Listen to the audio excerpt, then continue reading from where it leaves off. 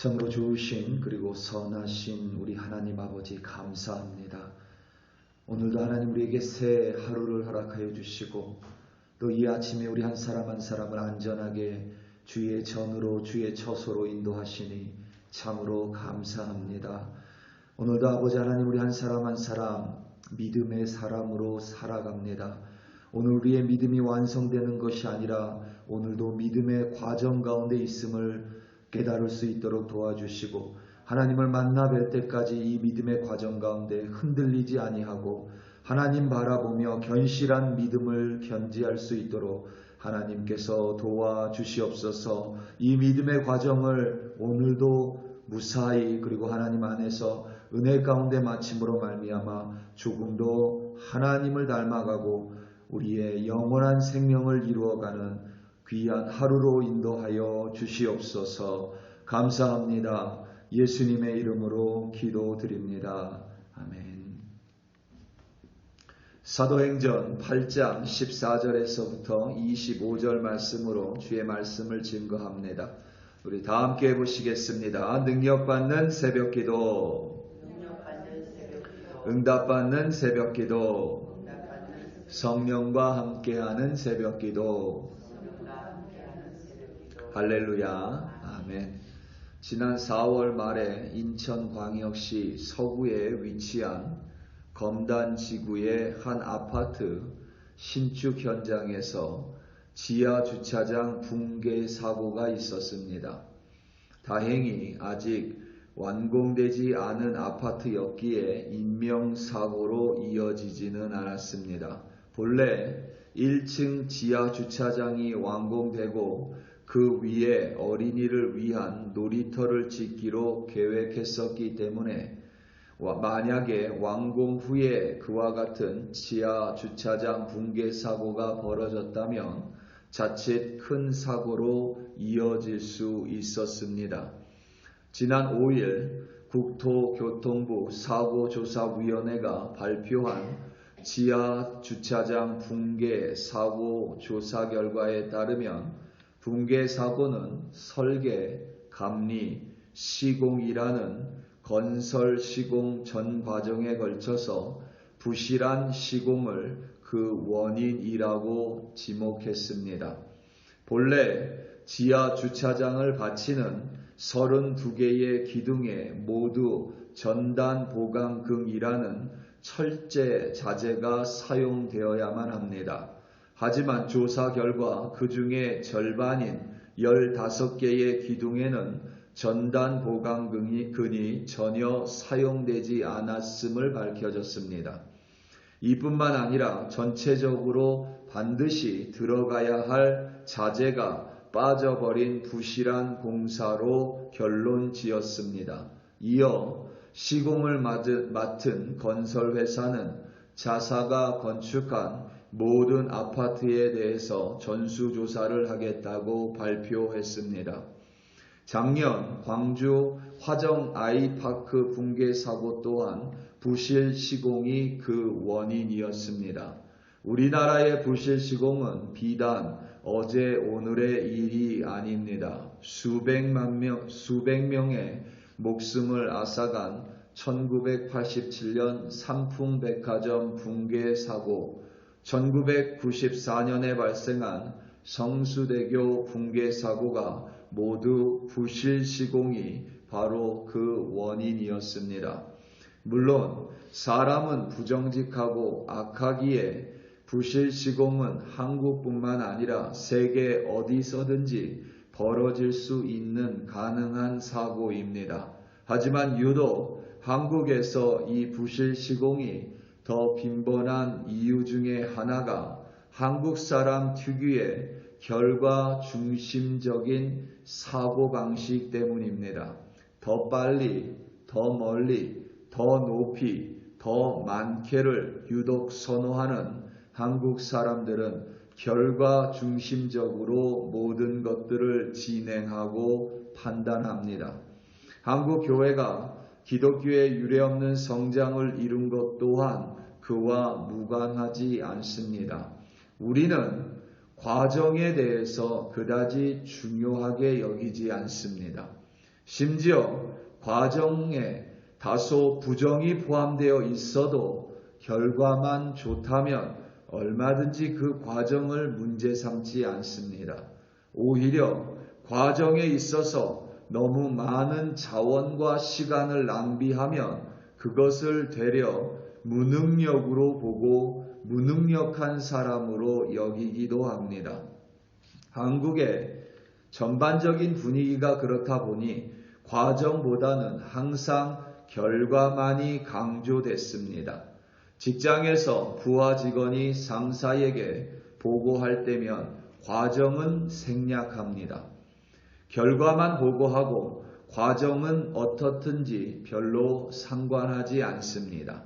결과가 좋으면 우수한 부하 직원이고 결과가 좋지 않으면 무능한 사람이 됩니다.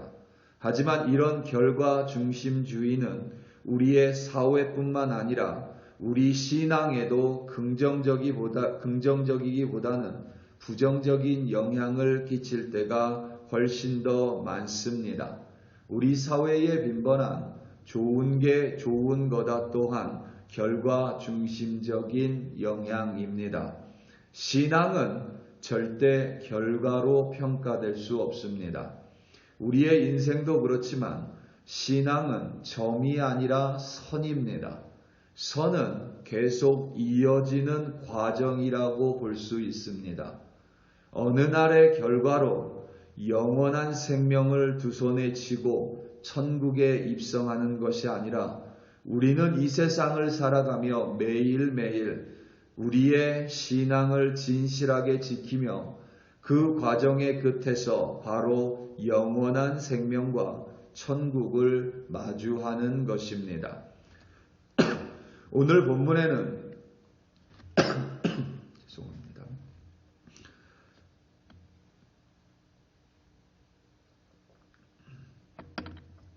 오늘 본문에는 시몬이라는 이름의 마술사가 등장합니다.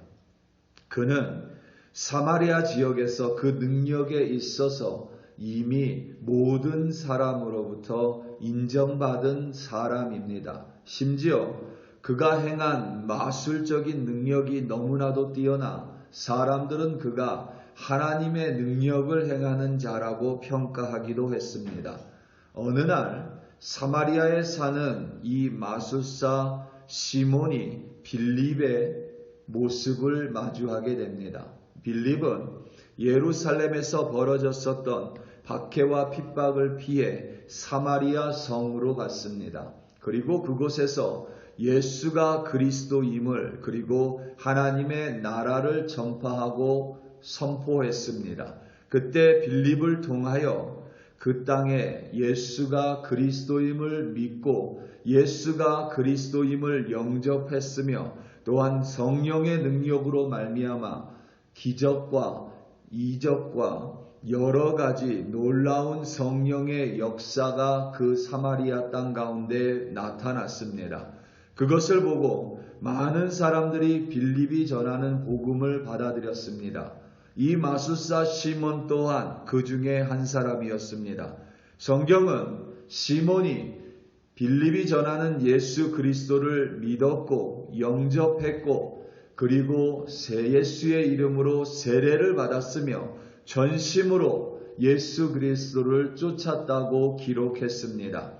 그런데 오늘 본문에서 사마리아에 하나님의 말씀이 선포되고 그들이 예수를 영접했다라는 소식을 예루살렘의 사도들이 듣게 됩니다. 그리고 사도들은 사마리아로 베드로와 요한을 파송했습니다. 베드로와 요한이 그 땅에 가서 보니 세례를 받은 이들은 많았습니다. 예수를 그리스도라 영접한 이들 또한 많았습니다. 하지만 그들에게 성령이 임한 것을 확인하지 못했기에 베드로 사도와 요한 사도는 예수를 영접한 이들에게 안수함으로써 그들에게 성령이 임하도록 기도했습니다. 그리고 베드로와 요한 사도를 통하여 하나님께서는 성령을 그 땅에 베풀어 주셨습니다. 믿는 자들이 성령을 받았습니다. 그 광경을 목도한 이 마술사 시몬이 베드로에게 나아가 내가 돈으로 그 능력을 사고 싶다고 말합니다. 그리고 뭐라고 이야기하냐면 자기도 그 능력을 받아서 성령을 사람들에게 주기 원한다라고 전했습니다. 결과만 놓고 보면 전혀 나쁘지 않습니다. 성령을 주기 원하는 것입니다. 오늘 말씀 18절과 19절입니다. 시몬이 사도들의 안수로 성령 받는 것을 보고 돈을 들여 이르되 이 권능을 내게도 주어 누구든지 내가 안수하는 사람은 성령을 받게 하여 주소서 하니. 아멘. 마술사 시몬은 다른 부를 원한 것이 아닙니다. 마술사 시몬은 다른 어떠한 좋은 것을 돈으로 사기 원했던 것이 아닙니다. 마술사 시몬은 성령을 주고 싶어 했습니다. 사도들처럼 자신도 안수함으로써 사람들에게 성령을 주고 싶어 했습니다. 그 결과만 놓고 본다면 전혀 잘못된 것이 아닙니다. 내가 누군가에게 성령을 주고 싶어 하는 마음입니다. 그런데 그 성령을 주기 원하는 그 능력을 돈으로 사기 원했던 그 과정이 잘못된 것입니다. 하나님 안에서 온전한 믿음으로 말미암아 사도와 같이 자신의 인생을 하나님께 드림으로 말미암아 하나님의 도구가 됨으로 말미암아 그 과정 가운데 하나님께 인정받고 하나님으로부터 능력을 받아서 다른 이들을 기도할 때에 그들을 위해 기도해 줄 때에 성령이 임하는 것을 구한 것이 아니라 그저 과정은 무시하고 내 신앙이나 내 믿음이나 내 하나님 안에서의 내 헌신이나 봉사는 다 무시하고 그저 내가 기도함으로써 성령만 임하기 원하는 그 결과를 돈으로 사기 원했던 마술사 시몬을 향해 베드로는 회개하라고 단언했습니다. 어쩌면 그의 마음이 아나니아와 같이 완전히 속임과 부정으로 가득 차 있었던 것 같지는 않습니다.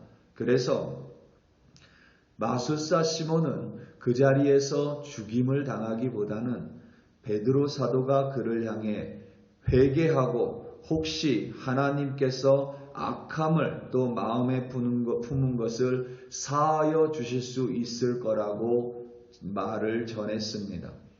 마술사 시몬은 그 과정이 잘못된 것이지 결과만 놓고 보자면 성령을 주기 원하는 그의 마음은 결코 잘못되지 않은 것입니다.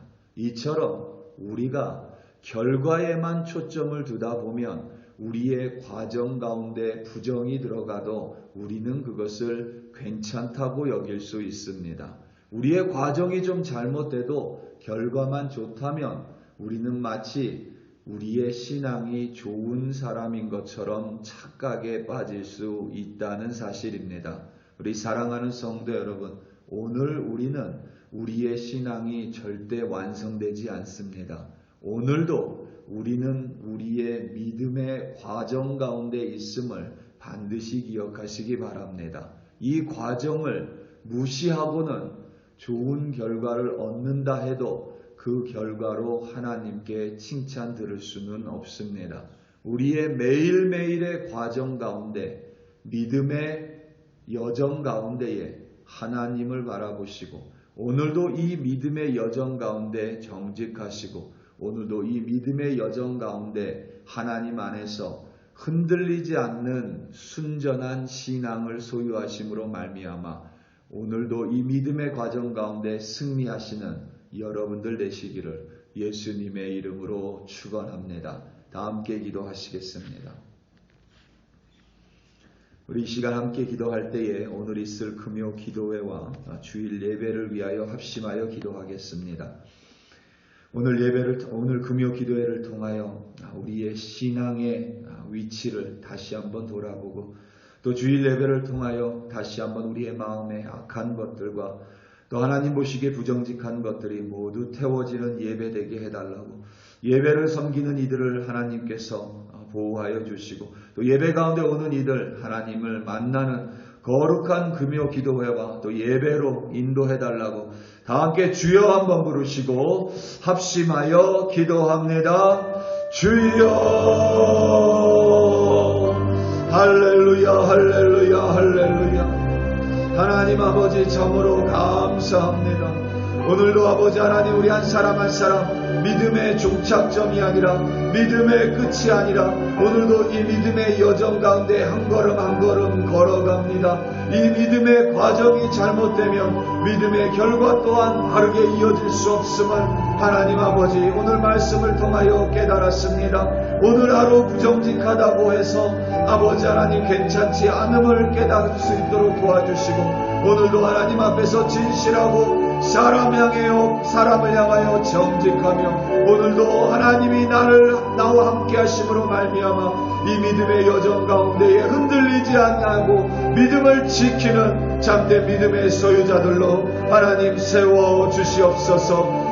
우리의 믿음의 과정에 한 걸음 한 걸음 충성하고 또 온전하게 걸어갈 때에 마지막 끝에에 하나님을 마주할 것이고, 그때에 하나님은 우리의 믿음의 결과가 아니라 믿음의 과정과 결과를 통하여 우리를 맞이하여 주시고 우리를 안아주시고 우리를 끌어안아 주셔 칭찬하실 것임을 하나님 믿습니다. 그리하여 오늘도 흔들리지 않는 믿음으로 한 걸음 한 걸음 걸어갈 수 있도록 하나님 도와주시옵소서. 오늘 있을 금요 기도회 또한 하나님 손에 올려드립니다. 믿음의 여정 가운데 흔들리는 믿음 가지고 있는 모든 이들이 나와 하나님을 만남으로 말미암아 더 이상 흔들리지 않는 확고한 믿음을 견지할 수 있도록 도와주시며, 주일 예배를 통하여 우리의 마음의 모든 것들이 태워지고 다시 한번 예배 가운데 말씀 가운데 우리가 새로워지는 예배로 하나님 인도하여 주시옵소서. 오늘도 우리 글로리교회 성도들 믿음의 여정 가운데 하나님이 붙들어 주시옵소서. 할렐루야 할렐루야.